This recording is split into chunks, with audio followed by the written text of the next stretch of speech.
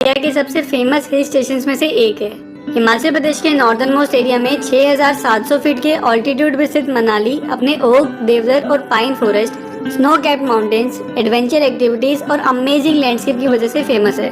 मनाली आज के टाइम पे हर तरह के ट्रैवलर्स की पहली पसंद है और अगर आप भी मनाली की ट्रिप प्लान कर रहे हैं तो आज की वीडियो में मैं आपके साथ शेयर करूंगा मनाली की एक प्रॉपर टूर गाइड कि आप कैसे मनाली आ सकते हैं, यहाँ अगर आप क्या क्या विजिट कर सकते हैं और कैसे आप अपनी इस ट्रिप को मेमोरेबल बना सकते हैं। दोस्तों, वीडियो में आगे बढ़ने से पहले चैनल को जरूर सब्सक्राइब कर लेना और बेल नोटिफिकेशन भी ऑन कर लेना। तो वीडियो देखने से पहले आपको मैं बताना चाहता हूँ कि अगर वीडियो पसंद आए तो लाइक मत करना, लेकिन सब्सक्राइब जरूर कर देना। धन्यवाद।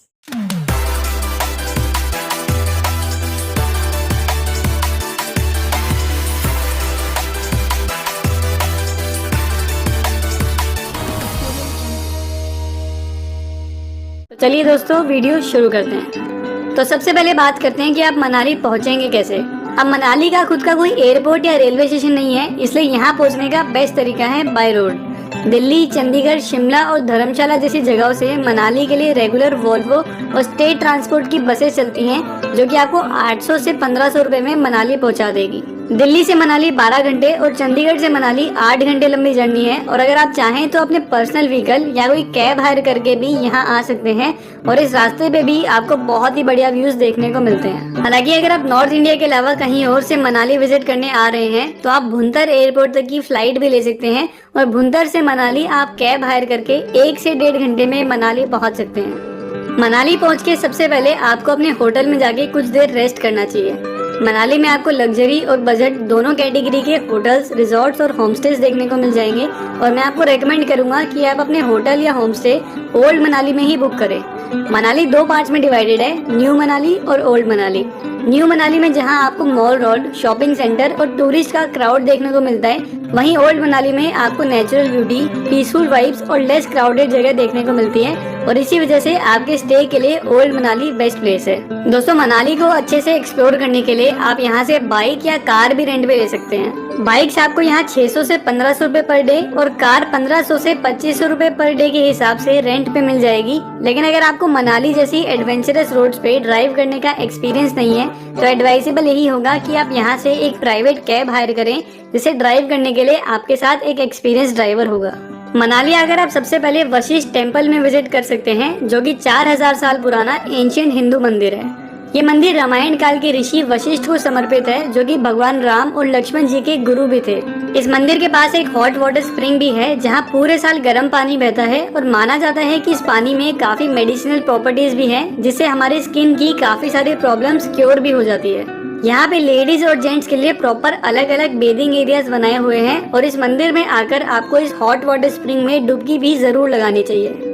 वशिष्ठ टेम्पल विजिट करने के बाद आपको यहाँ से सिर्फ 3 किलोमीटर दूर जोगिनी फॉल्स तक का ट्रैक भी जरूर करना चाहिए। जोगिनी फॉल्स मनाली का एक बहुत ही सुंदर वाटरफॉल है और इसे और भी सुंदर बनाता है वशिष्ठ टेम्पल से यहाँ तक का ट्रैक, जो कि पाइन ट्रीज और एप्पल गार्डन से होते हुए गुजरता है। अगर आप नेचर और एडवेंचर लवर हैं तो इस ट्रैक को आप बहुत ही ज्यादा एंजॉय करेंगे। वशिष्ठ टेम्पल से जोगिनी फॉल्स तक के इस ट्रैक को कंप्लीट करने में आपको करीब 3 घंटे लगेंगे और रास्ते में आपको कुछ छोटे छोटे रेस्टोरेंट्स भी मिल जाएंगे, जहां आप कुछ रिफ्रेशमेंट्स ले सकते हैं। जोगिनी फॉल्स 160 फीट की ऊंचाई से गिरने वाला वाटरफॉल है और अगर आप चाहें तो इसके टॉप तक का ट्रैक भी कर सकते हैं, जहाँ से आपको मनाली वैली का बहुत ही बढ़िया व्यू देखने को मिलता है। मनाली आकर आपको यहाँ के सबसे फेमस और सबसे सीनिक रोहतांग पास पे विजिट करना बिल्कुल भी मिस नहीं करना चाहिए।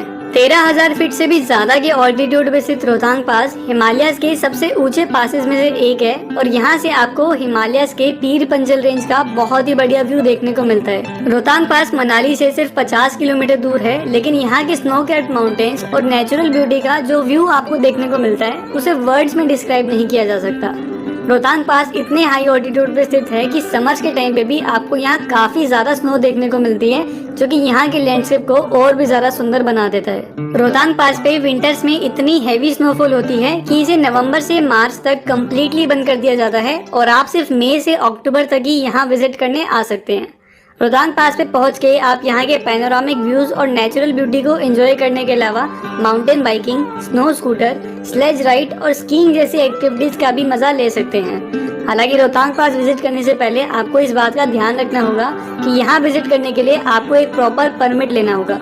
रोहतांग पास एक बहुत ही सेंसिटिव एरिया है और यहाँ की नेचुरल ब्यूटी को प्रिजर्व करने के लिए हिमाचल प्रदेश गवर्नमेंट ने यहाँ आने वाले व्हीकल्स पे लिमिट लगाने के लिए इस परमिट को इंट्रोड्यूस किया है। रोहतांग पास के लिए दो तरह के परमिट्स होते हैं। एक वो परमिट जो आपको मनाली से रोहतांग पास तक जाने के लिए लेना होता है और एक वो परमिट जो आपको रोहतांग पास से आगे जाके लद्दाख या स्पीति वाले रास्ते के लिए लेना होता है। अगर आप मनाली से सिर्फ रोहतांग पास विजिट करना चाहते हैं तो आपको 500 रुपए की परमिट फी और 50 रुपए की कंजेशन फी पे करके अपना परमिट लेना होगा। और अगर आप रोहतांग पास से आगे जाके लद्दाख या स्पीति जाना चाहते हैं तो आपको सिर्फ 50 रुपए की कंजेशन फी पे करके अपना परमिट मिल जाएगा। ये परमिट आपको डिस्ट्रिक्ट एडमिनिस्ट्रेशन कुल्लू की ऑफिशियल वेबसाइट से मिनिमम 2 दिन पहले लेना होगा और रोहतांग पास पे एक दिन में सिर्फ 1200 व्हीकल्स ही अलाउड होते हैं, तो मेक श्योर कि आप अपना परमिट एडवांस में ही बुक कर लें। हालांकि अगर आप रोहतांग पास से आगे लद्दाख जा रहे हैं तो उसके लिए कोई रेस्ट्रिक्शन नहीं है और उसका परमिट आपको इजीली मिल जाएगा।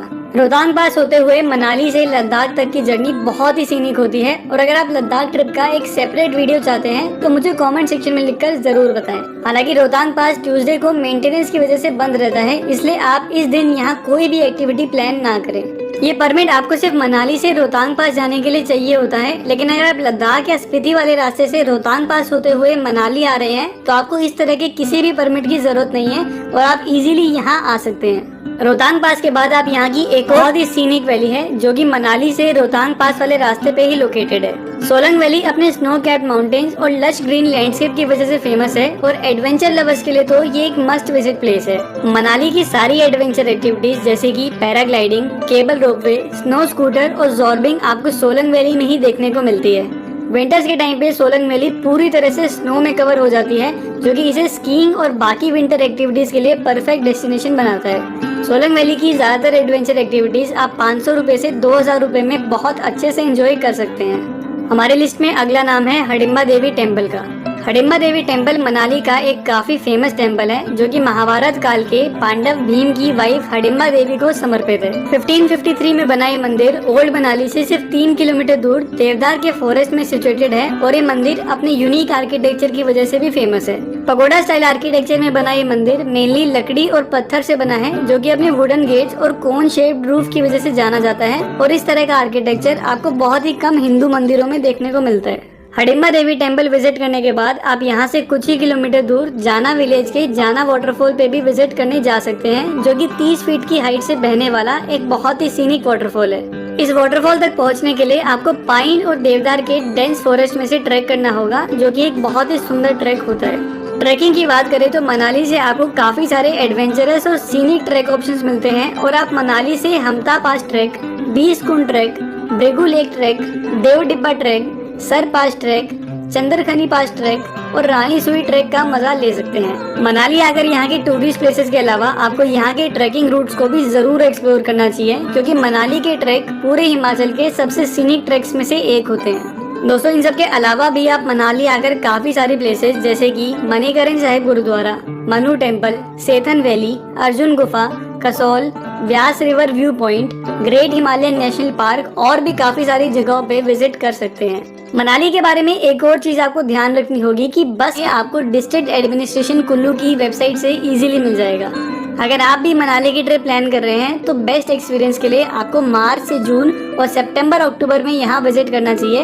लेकिन अगर आप स्नो